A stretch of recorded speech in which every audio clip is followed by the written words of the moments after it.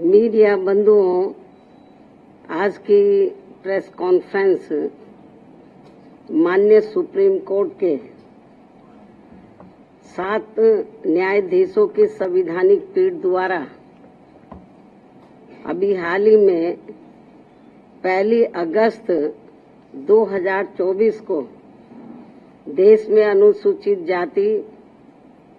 व अनुसूचित जनजाति के आरक्षण के संदर्भ में जो एक अति महत्वपूर्ण निर्णय दिया गया है, तो उसके संबंध में अपनी पार्टी की प्रतिक्रिया जाहिर करने के लिए बुलाई गई है, जिसमें अनुसूचित जाति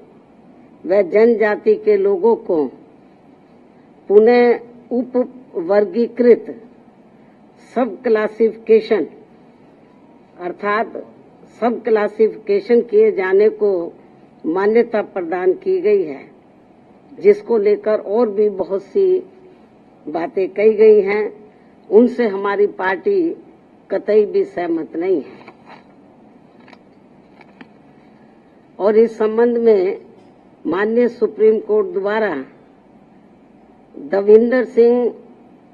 बनाम पंजाब राज्य मामले में पारित इस आदेश के अनुसार अब राज्य सरकारें अनुसूचित जाति व जनजाति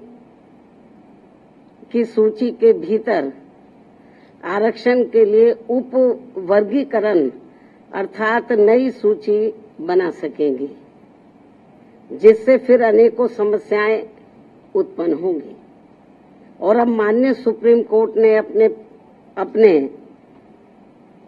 1 अगस्त 2024 के इस निर्णय से 20 वर्ष पूर्व दिया गया निर्णय, जो सन 2004 में 5 न्यायाधीशों की संवैधानिक पीठ द्वारा ईवी चिनैया बनाम आंध्र प्रदेश राज्य में दिया गया था, तो उसको पलट दिया है, जिसमें अनुसूचित जातियों व अनुसूचित जनजातियों के भीतर किए जाने वाले वर्गीकरण को मान्यता देने से इनकार कर दिया गया था। और ये भी कहा गया था कि अनुसूचित जातियों व अनुसूचित जनजातियों के भीतर उप वर्गीकरण नहीं किया जा सकता है, क्योंकि वे एक ही समरूप अर्थात समान वर्ग में आते हैं। माननीय सुप्रीम कोर्ट ने वर्ष 2004 के अपने निर्णय में ये भी कहा था, चूंकि अनुसूचित जाति और अनुसूचित जनजातियों के लोगों ने जो अत्याचार सहे हैं वह एक वर्ग और एक समूह के रूप में सहे हैं, तथा यह एक बराबर का वर्ग है, जिसके भीतर किसी भी प्रकार का वर्गीकरण करना उचित नहीं होगा। माननीय सुप्रीम कोर्ट ने अपने 2004 के निर्णय में ये भी कहा था कि अनुसूचित जातियों और अनुसूचित जनजातियों के भीतर किसी भी प्रकार का उप वर्गीकरण भारतीय संविधान की मूल भावना के विपरीत होगा। माननीय सुप्रीम कोर्ट ने अपने वर्ष 2004 के इस निर्णय द्वारा समानता के अधिकार का उल्लंघन करने के कारण आंध्र प्रदेश सरकार द्वारा पारित आंध्र प्रदेश अनुसूचित जाति अधिनियम 2000 को भी रद्द कर दिया था। अपने 2004 के निर्णय में माननीय सुप्रीम कोर्ट ने ये भी माना था कि ये वर्गीकरण इन जातियों के भीतर अलग अलग व्यवहार करके समानता के अधिकार का उल्लंघन करेगा। और अब माननीय सुप्रीम कोर्ट के 7 जजों की पीठ ने 1 अगस्त 2024 के निर्णय से सन 2004 के निर्णय को पलट दिया है, जबकि इस निर्णय से अनेकों मतभेद उत्पन्न होंगे। माननीय सुप्रीम कोर्ट के 1 अगस्त 2024 के इस निर्णय के बाद केंद्र और राज्य सरकारों के बीच भी मतभेद की स्थिति उत्पन्न होगी, क्योंकि अभी तक केवल संसद के पास किसी भी जाति को या जनजाति को अनुसूचित जाति व अनुसूचित जनजाति में सम्मिलित करने या बाहर करने की पावर है, जिसे माननीय राष्ट्रपति द्वारा अपने आदेशों द्वारा क्रियान्वित किया जाता है और जिसे बदलने का किसी भी राज्य सरकार को अधिकार नहीं है। परंतु अब 1 अगस्त 2024 के इस निर्णय के बाद जहां जो पार्टी सत्ता में होगी वह अपनी अपनी राजनीति के हिसाब से अदलती बदलती रहेगी, जिसके साथ साथ राज्य सरकारें अपने अपने वोट बैंक के लिए अपनी मनचाही जातियों को आरक्षण का अनुचित लाभ देने का प्रयास करेंगी। इस प्रकार से इस आदेश से ऐसी अनेकों समस्याएं उत्पन्न होंगी, जिसके कारण SC व ST को मिल रहा आरक्षण ही समाप्त हो जाएगा। एक प्रकार से SC व ST को मिल रहा आरक्षण ही समाप्त हो जाएगा और फिर इसका नतीजा ये होगा कि अनुसूचित जाति व जनजाति वर्ग अंत में आरक्षण से वंचित रह जाएगा और उनके हिस्से का आरक्षण भी अंत में किसी न किसी रूप में सामान्य वर्ग को ही दे दिया जाएगा। माननीय सुप्रीम कोर्ट द्वारा अपने 1 अगस्त 2024 के इस निर्णय में इस बिंदु पर भी पर्याप्त विचार व्यक्त नहीं किए गए हैं कि अनुसूचित जाति और अनुसूचित जनजाति के किन लोगों को क्रीमी लेयर की श्रेणी में रखा जाएगा और यह तय करने का क्या मानक होगा कि किन लोगों को अब आरक्षण की आवश्यकता नहीं है तथा इस कार्य के लिए अब राज्य सरकारों को राजनीति करने का पूरा मौका मिल जाएगा। माननीय सुप्रीम कोर्ट के इस निर्णय के बाद यदि अनुसूचित जाति और अनुसूचित जनजाति के भीतर उपवर्गीकरण किया जाता है तो वर्तमान में लागू आरक्षण के अनुसार सरकारी नौकरियों और शैक्षणिक संस्थानों में अनेकों पद रिक्त रह जाएंगे,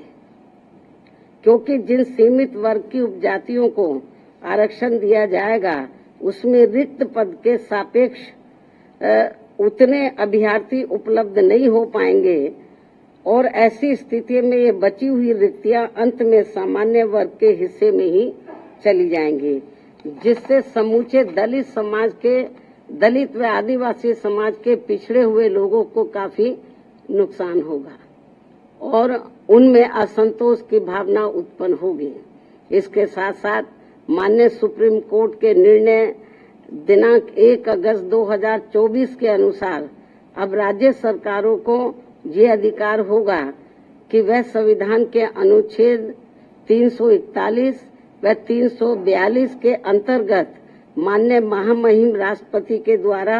घोषित SC व ST जातियों के समूह का उपवर्गीकरण करके आरक्षण का लाभ उनमें से कुछ जातियों को दे सकती है और ऐसा करते समय SC व ST के समूह में बची हुई जातियों को उससे वंचित रख सकती है, क्योंकि राज्य सरकार की निगाह में उन जातियों को अब आरक्षण की आवश्यकता नहीं है, क्योंकि उन जातियों में से कुछ लोग सामाजिक तौर पर SC व ST की अन्य जातियों से बेहतर स्तर पर हैं। माननीय सुप्रीम कोर्ट के समक्ष इस उपवर्गीकरण के पक्ष में जोरदारी से दलील रखते समय बीजेपी द्वारा केंद्र शासित सरकार के attorney general, solicitor general, Punjab में आम आदमी पार्टी की सरकार के महाअधिवक्ता, हरियाणा एवं चंडीगढ़ की ओर से अधिवक्ताओं द्वारा ये महत्वपूर्ण तथ्य नहीं रखा गया कि वर्गीकरण के तहत जिन जातियों को लाभ से वंचित कर दिया जाएगा उन जातियों में अभी भी लाखों व्यक्ति ऐसे होंगे जिनको आरक्षण का लाभ नहीं मिल पाया है और अब उन्हें अनुच्छेद 341 एवं 342 के तहत SC व ST वर्ग के समूह में होते हुए भी हमेशा के लिए आरक्षण से वंचित रहना पड़ेगा, जो कि किसी भी प्रकार से न्याय संगत व उचित नहीं होगा तथा पूर्ण रूप से असंवैधानिक भी होगा तथा ये सभी उप वर्गीकरण वाली जातियां आपस में ही कोर्ट कचहरी अदालतों में वर्षों तक लड़ते रहेंगे और अंत में ये सभी लोग फिर अंत में ये सभी लोग फिर आरक्षण से वंचित रह जाएंगे। साथ ही माननीय सुप्रीम कोर्ट के समक्ष दविंदर सिंह बनाम पंजाब राज्य मामले में सुनवाई के दौरान केंद्र के वकीलों और राज्य सरकार की तरफ से भी सत्ताधारी दल के वकीलों ने ही अपना पक्ष रखा है, परंतु माननीय सुप्रीम कोर्ट के 1 अगस्त 2024 के आए निर्णय के बाद अब तक इन सरकारों ने अपना पक्ष स्पष्ट नहीं किया है, जिससे अनुसूचित जाति और अनुसूचित जनजाति के लोगों में माननीय सुप्रीम कोर्ट के निर्णय को लेकर काफी भ्रांति की स्थिति बनी हुई है। माननीय सुप्रीम कोर्ट के समक्ष सुनवाई के दौरान समाजवादी पार्टी के वरिष्ठ राज्यसभा सांसद, जो कि वरिष्ठ अधिवक्ता भी हैं, तथा इनके साथ साथ बीजेपी ने केंद्र में अपनी सरकार की ओर से माननीय अटॉर्नी जनरल व सॉलिसिटर जनरल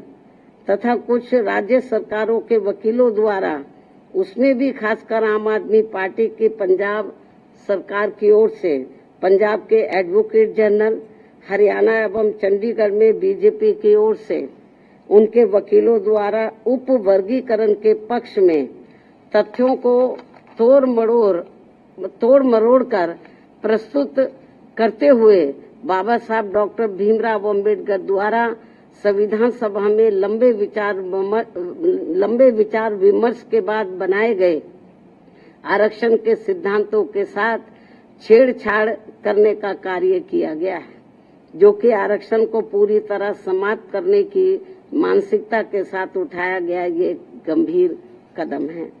साथ ही माननीय सुप्रीम कोर्ट के 1 अगस्त 2024 के दिए गए निर्णय के बाद अनुसूचित जाति और जनजाति के लोगों के भीतर आपसी द्वेष की भावना बढ़ेगी और समाज में विभाजन की भावना को और अधिक बढ़ावा मिलेगा, जो कि राष्ट्र की एकता और अखंडता पर करारा प्रहार करने जैसा होगा। जबकि अनुसूचित जाति व जनजाति कोई साधारण जाति नहीं है, ये केवल भारतीय संविधान के अनुच्छेद 341 व 342 की अधिसूचना के जरिए अस्तित्व में आई है और यह अनुसूचित जातियों व जनजातियों का एक मिश्रण है और एक बार अधिसूचित होने के बाद फिर यह एक समरूप समूह बन जाता है। साथ ही राज्यों के द्वारा ये उप वर्गीकरण अनुच्छेद 341 एवं 342 के तहत राष्ट्रपति जी की अधिसूचना का उल्लंघन होने के साथ साथ ये पूर्ण रूप से असंवैधानिक भी होगा, क्योंकि कोई भी राज्य सरकार राष्ट्रपति की पावर को खत्म नहीं कर सकता है, क्योंकि ये संविधान के अनुच्छेद 341 भाग 2 एवं 342 का उल्लंघन होगा और इससे हमेशा ये खतरा बना रहेगा कि अनुसूचित जाति व जनजाति को दिया जाने वाला आरक्षण कब खत्म हो जाएगा, जबकि अनुसूचित जाति व जनजाति समुदाय के लोगों का वर्गीकरण का एकमात्र मूलभूत आधार सामाजिक गैर बराबरी अर्थात छुआछूत व जात पात रहा है। ऐतिहासिक तौर पर सामाजिक गैर बराबरी की वजह से ही आरक्षण दिया गया है, तो ऐसे में जाति के आधार पर प्रताड़ना झेलने वाले समुदाय के बीच आरक्षण का बंटवारा करना ये पूर्ण रूप से अनुचित, असंवैधानिक व गलत है, क्योंकि दलितों व आदिवासियों के लिए आरक्षण का उद्देश्य जात पात व छुआछूत की बुराइयों को दूर करना था। साथ ही दिनांक 1 अगस्त 2024 के माननीय सुप्रीम कोर्ट के निर्णय अनुसार अब राज्य सरकारें अनुसूचित जाति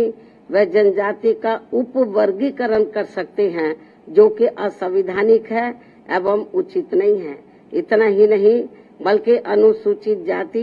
एवं जनजाति समुदाय का यह उप वर्गीकरण जिसे माननीय सुप्रीम कोर्ट ने अनुमति दे दी है, इसे अब राजनीतिक दलों द्वारा राजनीतिक हथियार के रूप में उपयोग किया जाएगा। जहां एक तरफ राजनीतिक दल अपने राजनीतिक उद्देश्यों को पूरा करने के लिए कुछ अनुसूचित जाति व जनजाति वर्गों को हाशिए पर धकेल देंगे और उनके लिए पक्षपात का माहौल बनाकर अपना उद्देश्य पूरा करेंगे।